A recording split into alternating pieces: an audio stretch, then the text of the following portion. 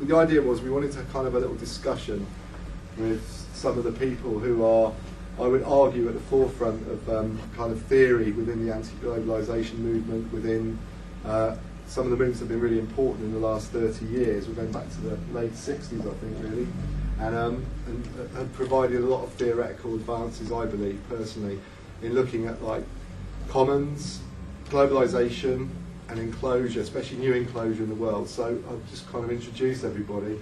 So this is George Caffentzis, who was speaking yesterday, who's from University of Southern Maine, and Peter Linebaugh, who's from the University of Toledo near Detroit, and Massimo de Angelis, who's just written a great book called Beginning of History, and also David, which is there, who's from University of East London, isn't it? Yeah.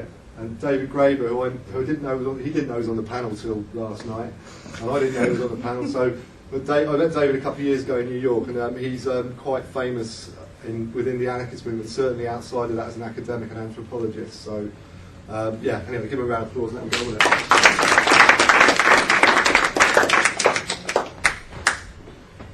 Well, okay. So, as noted, I didn't know I was doing this in 12 hours ago or so. So it might be a little rough, but let me try to. I was thinking about what to say on this panel. I picked up the Magna Carta Manifesto, a book I've been waiting to see for years. And often when I look at books, I look at the last sentence, because it always often tells you something. I used to sometimes look for the first word, but it's often or something uninteresting like that. But in this case, actually, you know, I opened the first word, and it's communism. I thought, wow, maybe I'll use that as my text. Communism. Because I think that, you know, it's a really interesting word, and it's a word that people, you know, often avoid for obvious reasons, because of certain types of association. But I have myself been thinking about it recently in relation to commons and how we talk about commons. And because it strikes me that it's a word that's been twisted away from its most interesting usages, and it would be useful to think about it in a different light. So this bears on a project that I've been doing for some time, which has to do with reconfiguring the idea of exchange, gifts, commodities. There's a huge anthropological literature on this, which I've been engaged with as an anthropologist for many years. And there's always been a feeling that it's relevant and bears really important questions of social possibility and economic possibility, that for full record of how other economies have been organized has bearing on how we can reorganize our own lives in a more somewhat less destructive way. But one of the problem is there's been people have used really rough tools intellectually in terms of how they talk about these things. And in particular, there's a whole discourse on, either if you talk about the idea of primitive communism as it occurs in people like Engels, or people talk about gifts and gift economies, there's a sort of notion that once upon a time there were these societies that were based on non-capitalist, non-market principles, and nowadays we have like a market society, capitalist society. A lot of it pulls on the work of a French anthropologist named Marcel Mauss, who wrote a book on the gift. And people talk about the gift and gift economies and how to recreate an economic system based on gifts rather than on capitalism. And I've been interested in the idea of this project for some time. But I think that people who take it up often completely miss the point of what people like Mauss were really getting at. So I wanted to propose a way of thinking about exchange. And not just exchange, the possibilities of transactions between people that might throw the whole idea of commoning and the management of commons in a different light. And also, especially the idea of communism. Because what I think is really interesting about people like Marcel Mauss and his work on the gift is that it's not really an argument about, there used to be societies like this and now there are societies like that. What's really interesting about it is that it actually takes the opposite tack and argues that almost all economic and social possibilities are simultaneously available to us.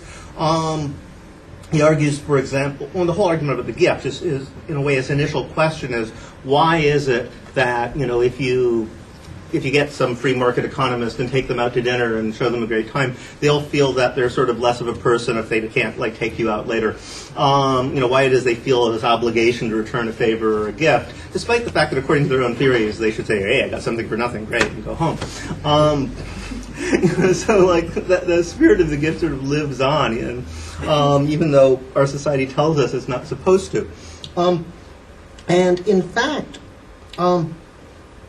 what most argued, he had a really interesting take on primitive communism, which comes along with that. He argued that communism, rather than being something that once existed in the far past and that might exist at some point in the future, is something that is absolutely always present in all societies.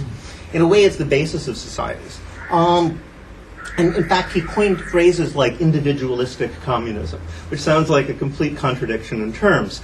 But what he actually meant by that was that, what is communism? We think of it as always in relation to ownership. Like if there's collective ownership of something, that's communism. He said, you can have collective ownership of some land, for example, but one guy's actually managing it, and it's completely under his control, or you could have something where, in theory, title is individual, but in fact it's collectively administered. What you have to look is actually at rights of access, who gets to do what, to whom, and why.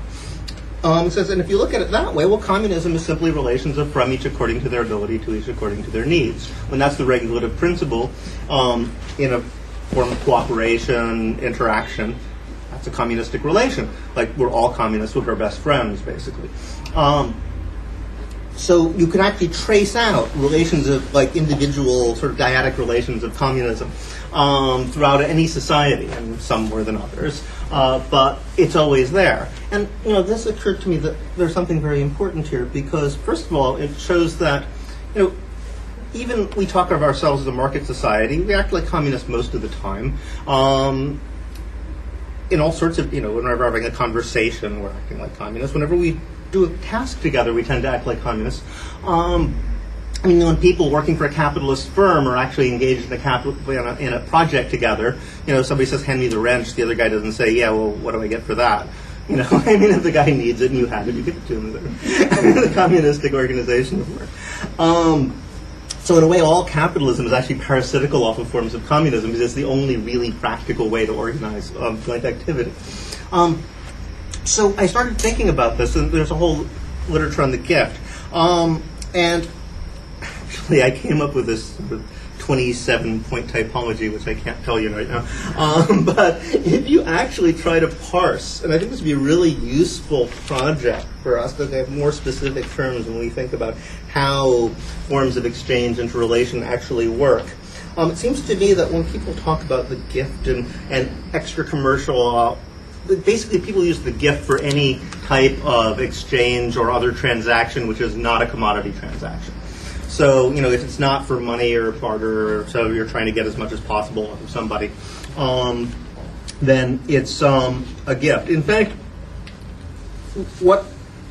even what we call gifts are broken down to different types of transactional logic that operate completely differently. We tend to muddle them together and confuse them. And I think distinguishing them makes it a lot easier to see what's really going on in the world. And like most, I think that all of these principles are constantly present in any given human society. And one is communism, communistic relations, which are based on, to give the very briefest summary, communistic relations are based on principles of solidarity and mutual aid, from each according to their ability to each according to their need. Relations of exchange are based on reciprocity, some idea of tit for tat. And then there's hierarchical relations, which are not based on forms of reciprocity at all, but are based on precedent. So in the case of hierarchical relations, when you assume that there is no equality between two people, then every action that you do sort of sets a precedent for what people will do in the future. Like if you give money to a charity, right? I once gave money to the United Farm Workers in America. I didn't hear the end of it for 20 years. They kept sending me more solicitations. Right? It's not like somebody's going to give you something back. Right? They're just going to ask you again. It will be a precedent. And give candy to a child, it'll be the same thing. Because there's no assumption of equality. Reciprocity is when you have people have a certain distance but trying to maintain their equality. So, the reason why you want to pay somebody back if they bought you dinner is to show that you're equal to them in status. But those relations can be broken off at any point. So that very often you will, in fact, if you give somebody back exactly what they gave you, then that means they don't want anything further to do with you, because it becomes like a commodity transaction. You're paying them, by. So in a lot of societies, you never pay people back exactly what you owe them, because that would be like an insult, saying you don't want to know them anymore. So you always give them a little bit more, a little bit less. So I call this like attenuated communism through minor debt, but it's one of my 37 categories. Yeah, well, there's a lot of them. I can't go into all of them. But and I thought this is really interesting to sort of de-link the notion of communism to an idea of commons and then to bring it back again, hopefully. Because we are assuming something like, real property, land, something like that, which is very important. But if you look at relations which are more flexible, involving labor, help of various kinds, exchange of movable things, you can find a lot of the different possibilities. So essentially, communistic relations are ones in which you assume a permanent mutual commitment. The reason, and the logic of a communistic relationship is one where you don't keep account of who's given what to whom. And that's the basis of it. Because you assume that person will always be there and will always be available to you. So in that sense, you can have individualistic communism between people. Very often you have it between social groups. So that, for example, moiety systems. In anthropology, we hear about this all the time. I'm probably running out of time. But you'll have a village divided into two halves, and they each have, there's a famous book actually called Your Own Pigs You May Not Eat. Because sometimes you can only get food from the other side, or you can only marry people from the other side of the village. Often, if somebody dies, only they can bury you, or something. Now, of course, if nobody's going to keep count and say, well, outside of the village, we buried 12 of their guys last year, and they only buried 7 of ours. That's not fair, right? I mean, it would never occur to you to keep count. It's something you do when you need. But the larger the groups, the more that communism tends to attenuate, to the point where there's a kind of baseline communism in any society. Even the most alienated, impersonal society such as our own, if A, the need is great enough, or B, the cost is small enough, everybody's a communist. Like you ask for a light, or somebody's drowning. But at what point that goes depends on various social circumstances. So you can have societies where, I believe we're hearing about this about Mesoamerica, if you're stopping at night, you're allowed 3 years of corn from anybody's field. 4, you're a thief, they kill you. But 3 is fine. Everybody deserves 3.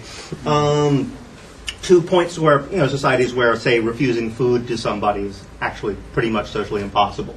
But that's, so you have to figure out, actually there's all these stories about that. There was in New Zealand where there was this one famous guy who was like always hit people up whenever they had really good food, and nobody could refuse him. So he's just famous for like sort of hanging around the seashore if somebody caught something really good. He'd come, oh, I really like that. So eventually, like people, after about 5 years of this, people formed a war party and killed him. But they couldn't actually say no, right?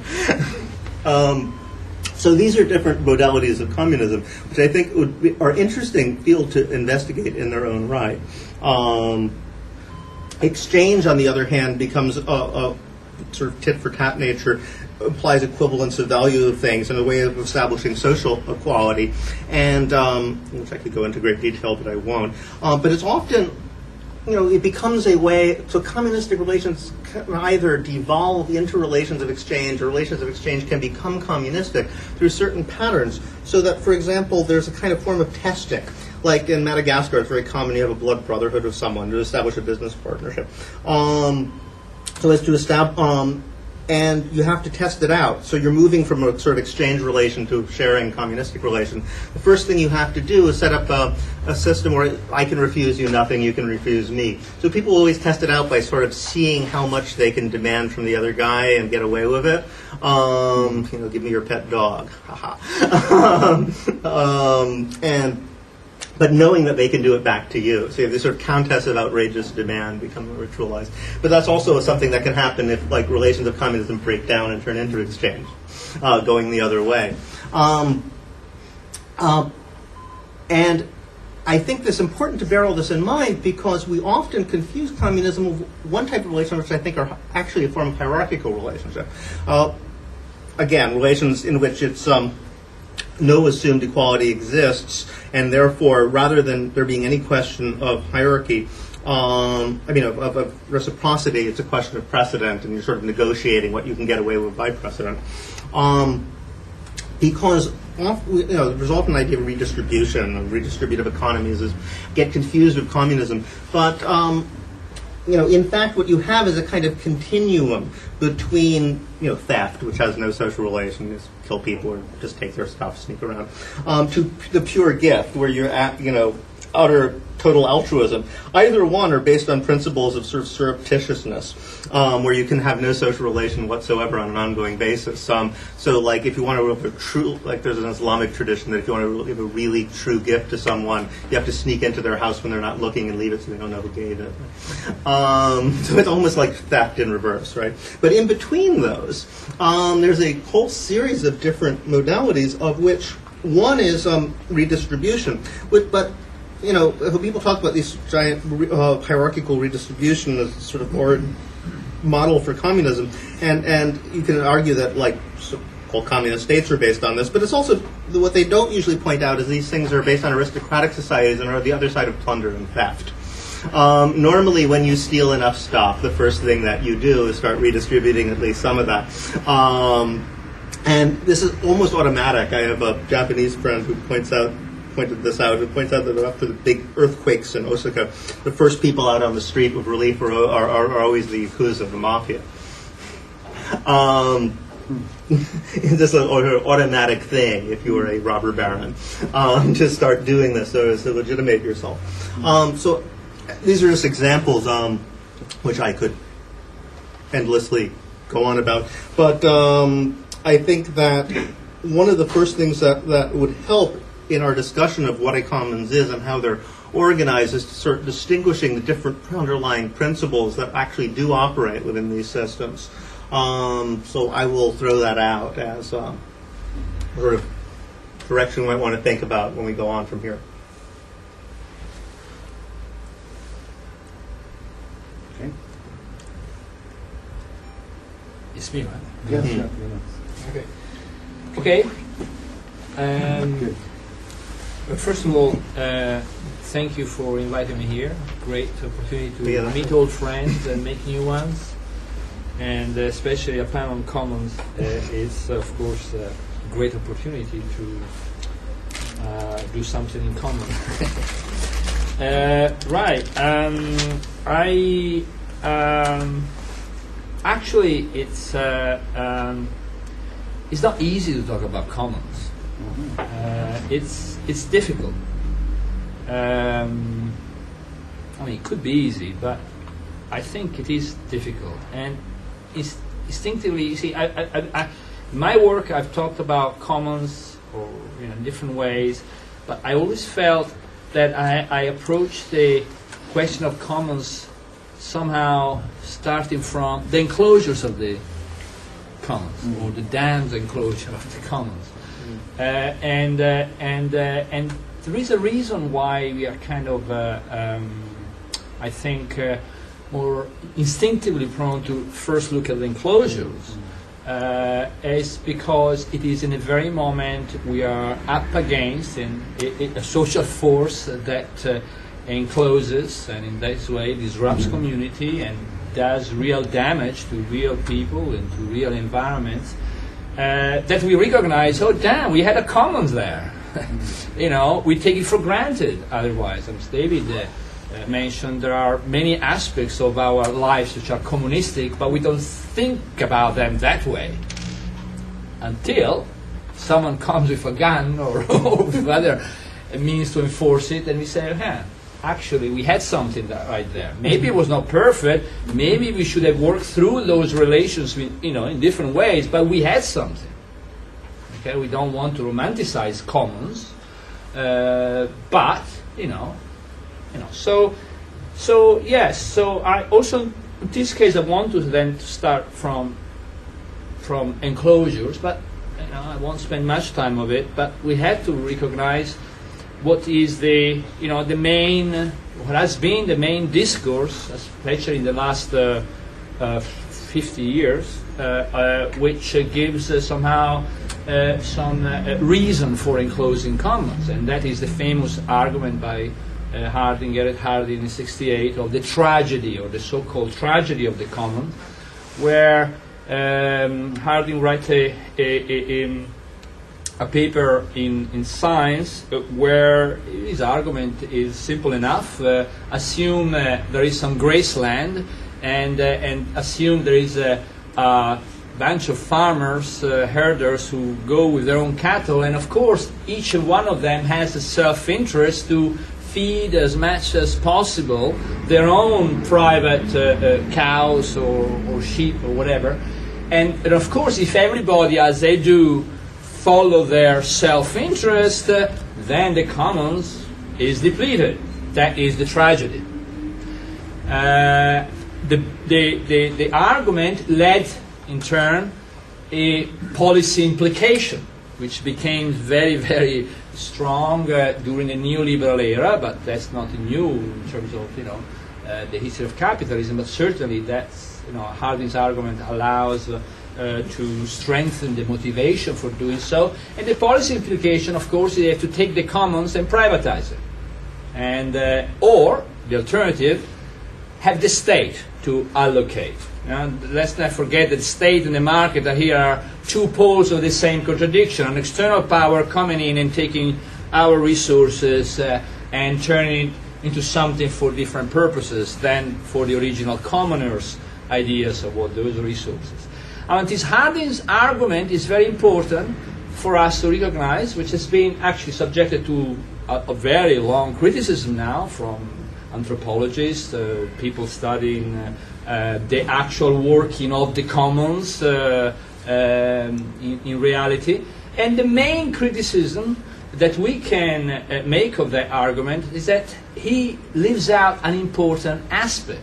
And what he leaves out from the story of the commons, for which you can then say there is a strategy, is the verb that Comrades Peter come up in his book, which is the fact that there is a community who does the commoning together. The commons are turned to a verb, commoning. There is a real-life community who set the rules of access, who even find different ways to, we have to use this word because that's when we're talking about commons, who monitor each other in certain ways. Certain times minimize the need for monitoring, as I try to explain later on. Other times there is need for monitoring. The point is different set of, they enforce rules. The rules that they themselves decide to access that commons. Okay, so what is very important for us to understand is that every commons has a community, and a community who empower themselves to make the rules of the game among themselves. How to access the commons, how the allocation process occurs, who does the work, and what's the work like, etc. Okay, so that is a very important point that I think we have to remember whenever we think about commons, or even when we think about reclaiming the commons, because when we are talking about reclaiming the commons, we also have to think about reclaiming the communities. How do we organize our relation to the commons? Okay, it's not just the commons, it's the commoning as well, which is fundamental for us. So, as I said, the argument, though, or the tragedy of the common leads to enclosures. And one of the things that my comrades and myself have been talking about is well, in the case of the new enclosures in the midnight notes, friends, and the idea is that enclosures are actually, unlike what traditional Marxism tell us, are an ongoing process happening in capitalism. Okay, in its own historical dynamic. And this for two reasons. One is that capital has a boundless drive to accumulate and turn everything into commodity, and you can do that only by turning some commons into commodity. And the other one is because capital is not, we are not just victims of that. We are agents as well, and we fight historically. And our fight actually produces commons.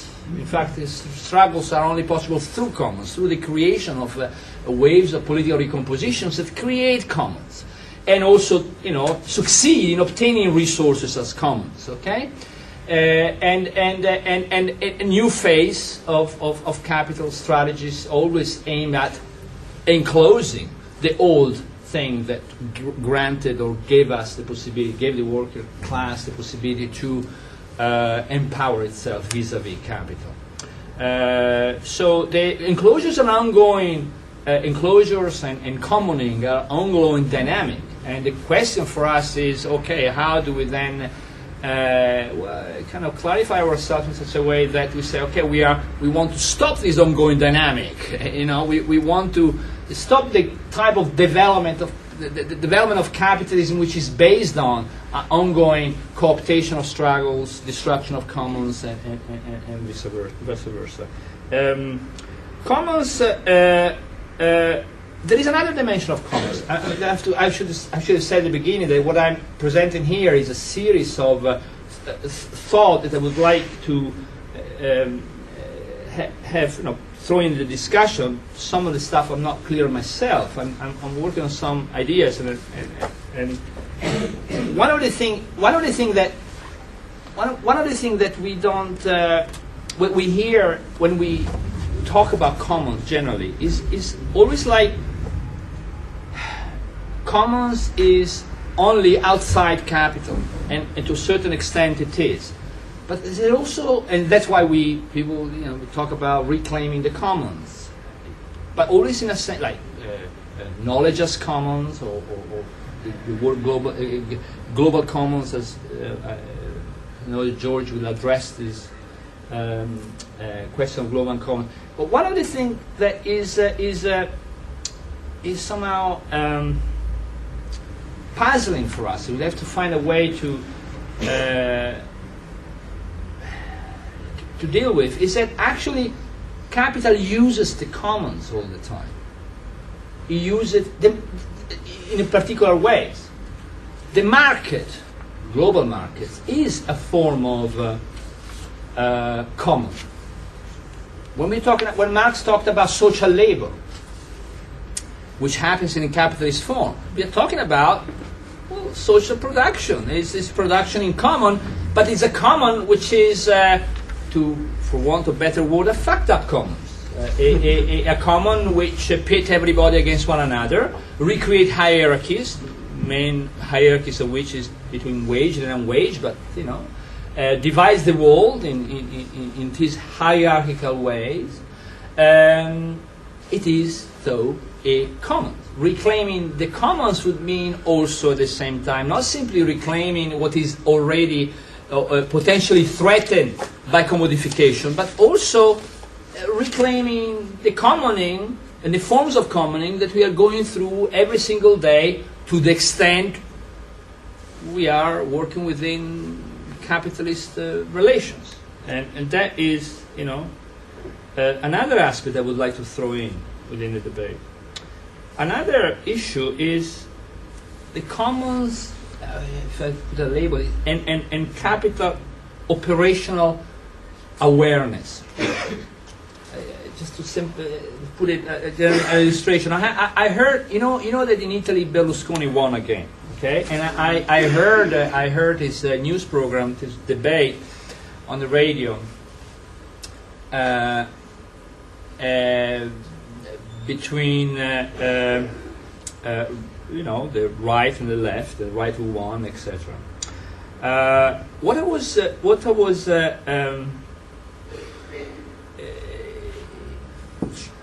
was kind of hit by the discourse of the right in those debates? They were talking about labors. They were talking about how to be more competitive. They were talking about all the, how to grow the economy, how to grow better and more faster and all that. But one of the things that struck me is that their own discourse was purely on the daily, on the problematic of the daily life in the capitalist commons. Their questions were, how do we deal with the shirkers? How do we deal for those that deserve more? They were, in terms of how do we reward those who deserve more in terms of merit? In other words, their own discourse, however we dislike it in the context of capitalism, we know what deserving or shirking means. Shirking as a refusal of work tradition. We all understand the class meaning of shirking. It's not. But I was struck by the fact that their own discourse was about thinking about really how do we do the commoning and how do we improve the commoning from their own perspective, which is capitalist commoning. But it's a commoning. Our public discourse, on the other hand, only purely, perhaps, want the common, but we shirk away from discussions about our own commoning. And this, I think, is one of the main problems we have.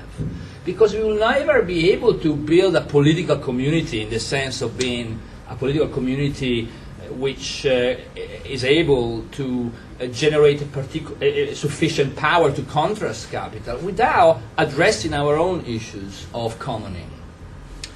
And I'm just putting things like these as again problematic issues to discuss. Another issue is again relation between commons and commoning in a more kind of analytical sense. Commoning is a verb, commons is not. Commons is a pool of resources. In the literature of commons, in fact, commons are called common pools of resources. But they are related. I have this, what is this book? I want to read a very short sentence from this book by Elinor Ostrom. It's a new institutionalist. Her theoretical frame is very positivistic, but she reviews thousands of cases of real life commons to see how they actually operate. Okay, and it's extremely interesting. I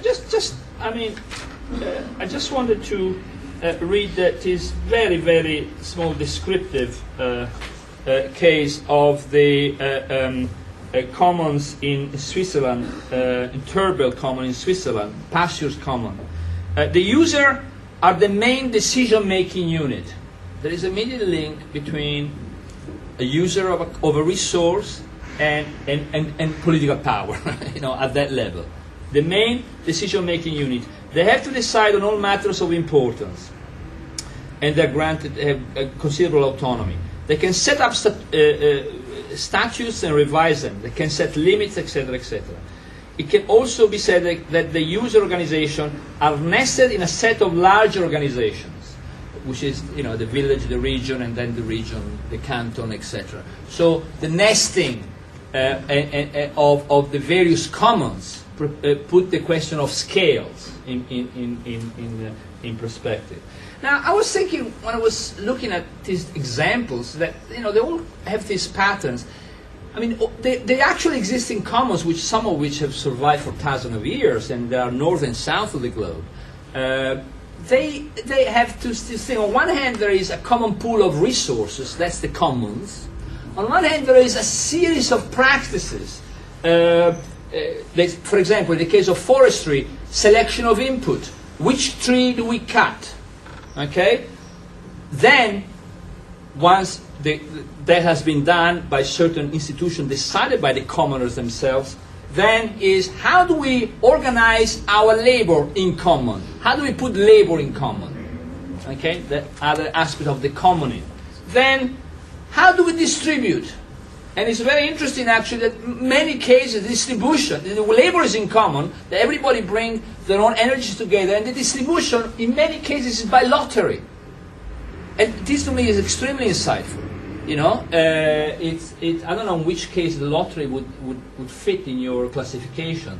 Depends on who's administering okay. it. Well, assuming that the lottery is something which is, as in this case, is decided by the community itself, because in essential you cut the trees, you put the work in common, then you organize a stack of wood, and who decide which stack goes yours? Throw a lot. Let's see. You know, if we have similar. But then it's very interesting. What closes this loop of commoning is the fact that the community itself says, well, there is a limit to what we can harvest. That's it. We are finished for this year. The harvesting is next year. And that limit is itself the precondition for the next round to select the next year again what other trees to cut.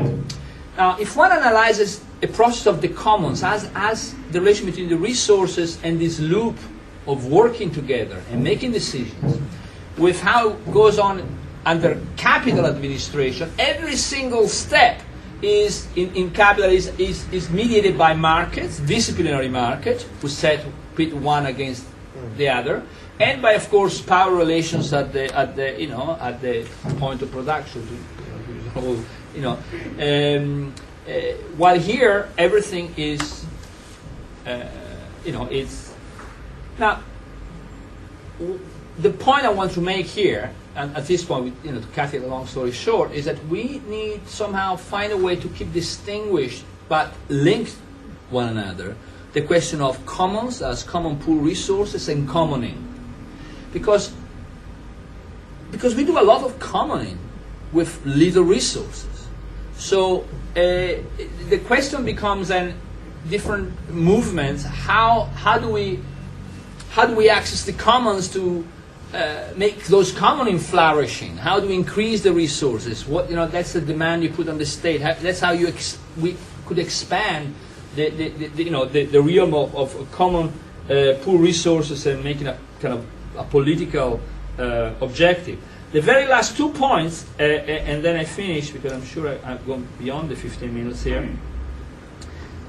Is 2 other points related to the commons. One is that commons, if one look at the history of the relation of commons within capitalism and capital as a social force of enclosure, commons have also not just been the object of enclosures, but also the source of much power to refuse capital's discipline.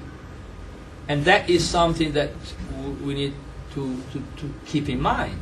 The most recent example, the welfare state was born as a strategy to put people back to work at the beginning of its story in the post-war era.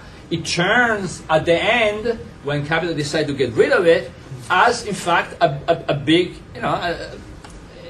conditions of power for the struggles of the 60s and 70s. You had the power to refuse capitalist work, with extreme power. So the commons, even if to a certain extent is a fact up because the commons, because it's the welfare state in capitalist hand, had a condition of empowering.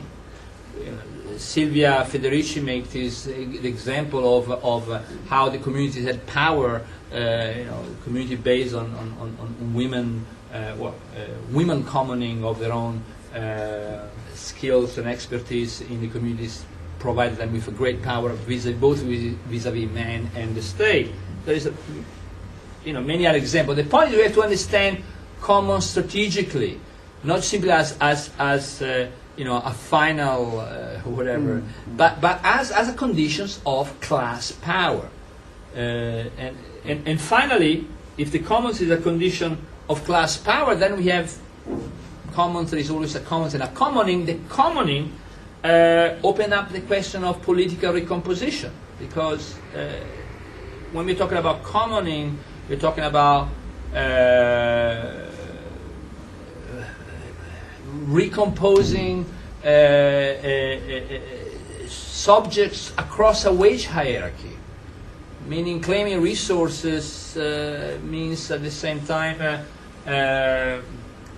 different people have different priorities, and how we articulate these priorities. Different movements have different priorities, and how we articulate those priorities. So political recomposition here, it becomes is the commoning.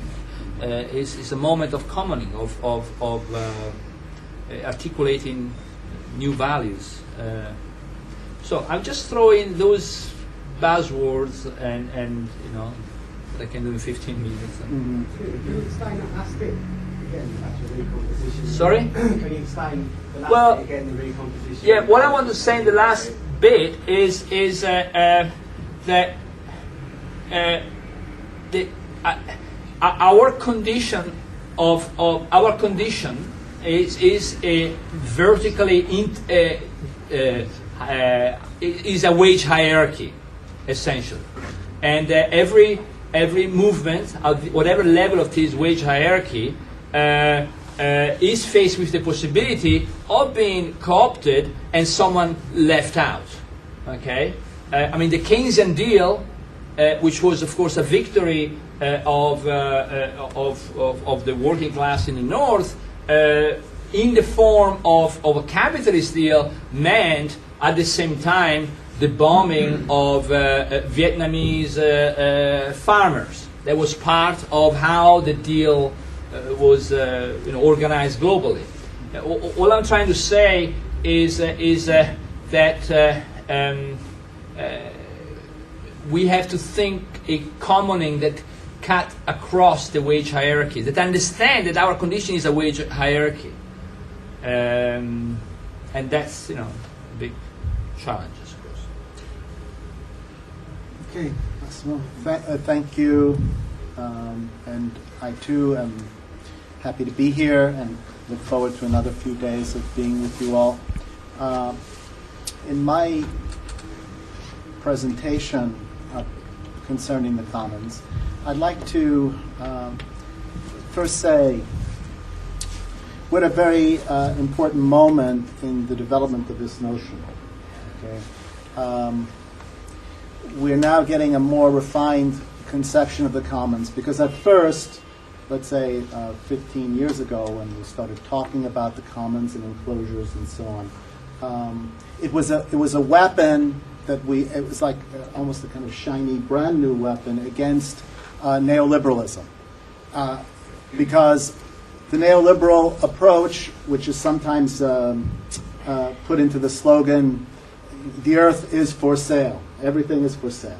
All things are commodities," and the neoliberal approach is to impose that on the world. The alternative was always seen as state property instead of private property. Okay, and what we began to see, the people around this table, and you yourselves too, was that in fact that wasn't the alternative. It wasn't just private property and state property. There was another way of organizing social relations, resources that evaded both those alternatives and made it possible to begin to articulate another political alternative. And that was a great development, and we began to see class struggle in a more complicated way. It's no longer a struggle between wages and profits alone, but in fact we saw another axis in the class struggle, because we began to see that in fact there was a struggle around the separation from the means of production and the means of subsistence and its union. And the distance between separation and union, the distance between the means of production and subsistence and the working class, is never a fixed matter. It doesn't happen once that it broke and will always remain broken, the way sometimes you can interpret Marxism as saying. No, we actually saw that many times there was a reunion between working class and the means of production and subsistence. And that distance between working class and means of production and subsistence was moving always, and it was a measure of class struggle, just as the wage was a measure of class struggle. And their coordination was a matter of a new sophistication in our understanding of class struggle, which I think was very important for us. And I think it was helpful. But in the early 1990s, once we began to establish this view, we began to hear from the other side a similar discovery. Okay? In other words, neoliberalism, which was beginning to find its, on the one side, its deification in the World Trade Organization and many of these large-scale, worldwide trade deals, it was also beginning to recognize that there were a lot of resistance to the neoliberal agenda. Okay? So increasingly, the neoliberal theorists, those who began to notice this struggle against neoliberalism, against the enclosures, as we call them at that time, began to rethink this notion of the commons more or less around the same time that we developed our notions. In fact, there's something called the International Society for the Study of Common Property, which was formed in 1990, just around the time when we were doing our work, interestingly enough. And Eleanor Ostrom was, I believe, the president, the first president of this operation. So, in fact, what we began to see also, if we were studying World Bank documents in the early 90s, about, let's say, agriculture in Africa, was, in fact, that the World Bank was arguing, well, actually, communal tenure was not so bad, all right? Because they began to realize that, in fact, the attempt to privatize land in Africa was not going very well. So they began to say, maybe the commons was useful to us, at least as a transition, all right, to help the process of privatization. We might first need to allow for, and in fact help develop a little bit of this communal land tenure. And in fact, increasingly throughout the 90s, we began to see commons popping up. It became I don't know about here, but in the United States, the commons became a real estate term, right? Many of the malls that became considered commons. Many new housing developments, in fact, gated communities call themselves commons. I'll show you. And in fact, when you go, like at my university library, I go to my library and I discover that now it's called the Information Commons. Okay, it's everywhere. In fact, it's quite interesting to see how the terminology of commons has been taken up by capital. Okay, so in understanding this bifurcation, this duplicity of the commons, you might say, we began to recognize that, in fact, capital had an interest in the commons in the way that the working class has an interest in the commons. They're very different interests, of course. But the capitalists began to understand, for example, that the firm, right, the basic unit of capitalism, is their own little commons, right? It's their own way in which they organize their structure and their life, because, in fact, within the firm, a lot of the organization is communistic, as we know. Right? So, in fact, it's the way in which this communism within capitalism, in fact, helps the market. Helps. In fact, if the person with the wrench had to pay the person with the screwdriver, then, in fact, production would crash. Okay? That's clear. So, capitalism had a very wide-ranging interest, and in fact it began to grow in the 1990s and into the early 21st century. We, of course, recognized that the commons was quite crucial from an anti-capitalist point of view. And in fact, increasingly we saw that there was no way that the anti-capitalist movement could develop without increasing the scope of the commons.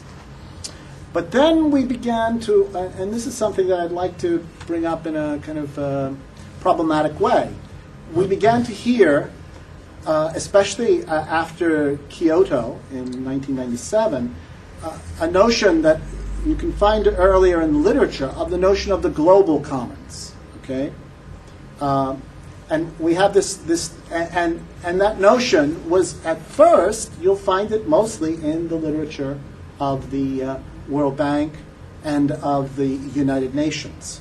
It's it's the notion, and we must recognize that.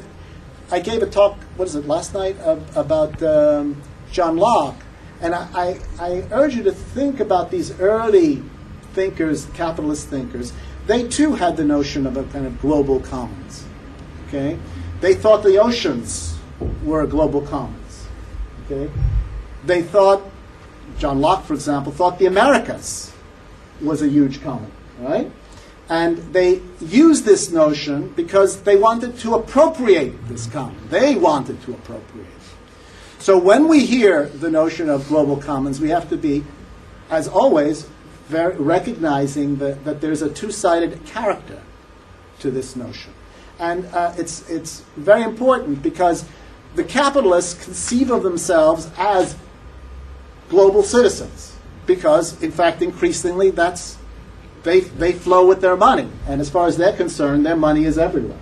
Okay? They move everywhere. So they're already thinking, actually John Locke thought 350 years ago, that he was a global citizen, that the silver crowns are going to go around the planet, and with them go the capital of the English bourgeoisie. Okay? But capital already thinks, and in fact can make some claim to the global commons because they consider themselves a global community. The community of capitalists is a kind of global community. And so they're claiming the global commons. We're watching this development in an extremely ambiguous way. And because we're concerned that we're going to be politically disarmed, and in fact used, as we saw the anxiety of what happened, 3 years ago now, 3 summers ago, in Scotland, right? At the G8 in Scotland. Right? The sense that our movement was actually being used against itself, right? Here too, with this climate change story, that we too have to again be very clear that the climate change of the global, concerning the global commons that is now being dealt with, is clearly being dealt with in a way that is to lead to the development of capital, not to the development of our class. And how we are going to change the dynamic of the story of the global commons is something that we have to think very carefully about, because it's going to be a very treacherous period with these terms. So with that, I hope to turn it over to... On the note of treason. No, on the note of the challenge that we face. Heading off the treason, yes. Oh, so that the World Bank does not... Yeah, you got to tell us how. You're going to tell us how. You asked for the last place, I hand it to you. Hand it off, right? This is like a relay race, huh? Okay, Pete. Go to the end. The sprint to the end now. Now the most important part. Oh, Pete, no. Come on now. No, that's actually our whole problem, right? Hey. I think we'll open questions on that. These guys will help us on that. Well, you know where my thinking started, like all these people here. And you have been to Chiapas, right? You are part of the Zapatista encuentros and here was an international. Dave, Massimo, George, Raj. You have made with your feet a movement to some other part of the globe. And this globe, I think, gets in our way, in our thinking. And I think of what you did. Like with Massimo, he sat me down under St. Mary Le Beau's in London. And we were having lunch with McKellar. And he said, Peter, I learned about human dignity.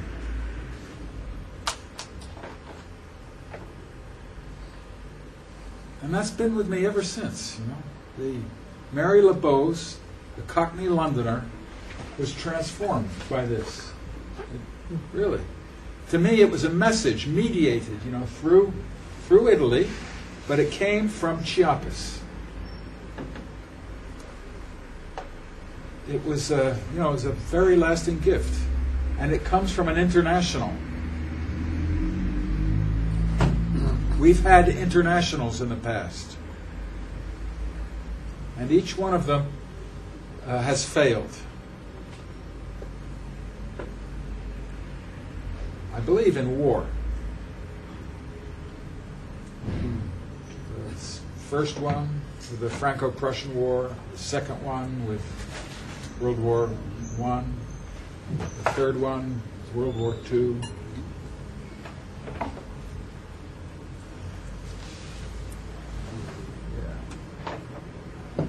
So,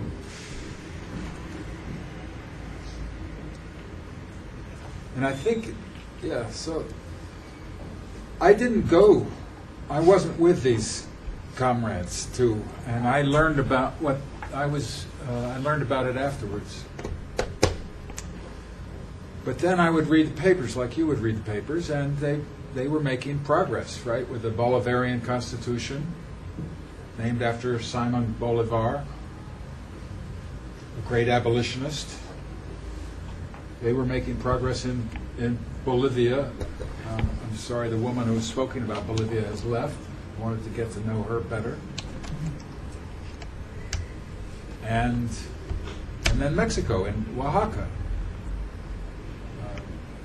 For the last several years, of very intense efforts to form an assembly a popular assembly for the people of Oaxaca. The place, I didn't know it, where the color red comes from that beetle.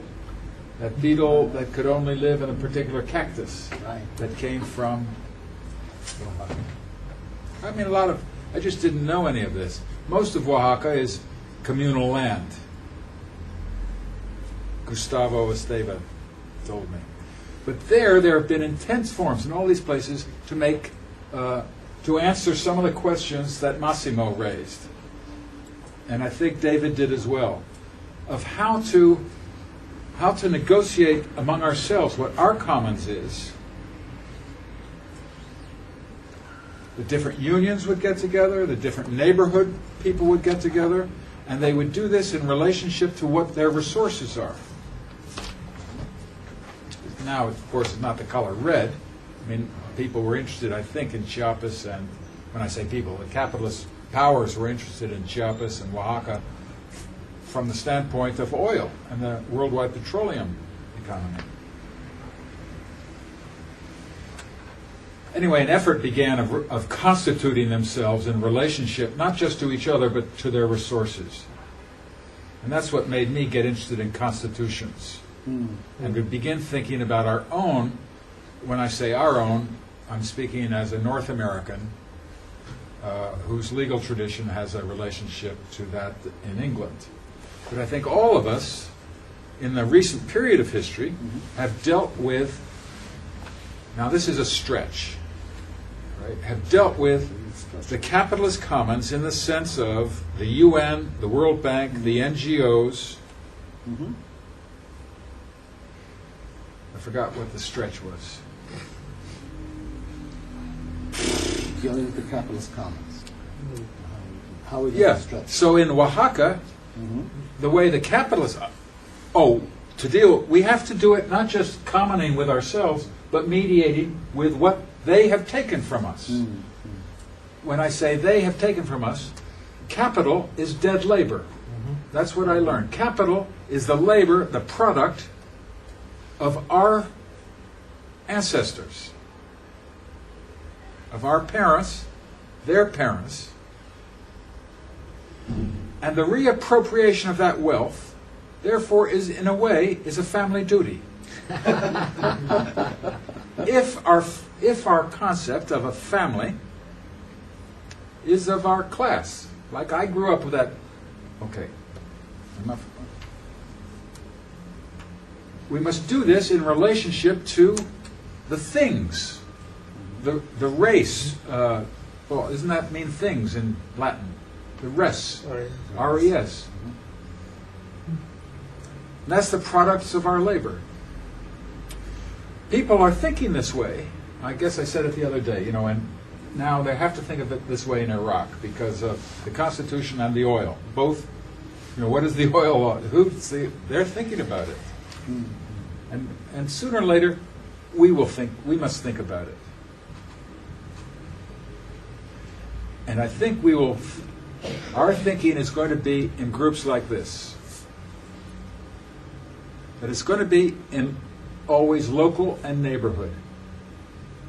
People will come from Leicester, people will come from Maine, people will come from London, from Italy, and because now every local is of people from all over. These are the assemblies, but we used to call them juries. And from this growth, I hope, the discussion which George, Dave, and Massimo, the questions that they raise for us, then we can begin among ourselves to find ways of reappropriating our wealth by exercising our power. There's a bit of rhetoric, huh? Good. That could be a last sentence of a book. Dave, thanks for starting out with communism. What do you think we should end with? Of course, we end with. It's the beginning of history. From the beginning, yes. Well, you said it, reappropriation of wealth. Yeah, that's the beginning of history, isn't it? It happens all the time. It can happen a lot more. Okay. Much more. Okay, so we're done.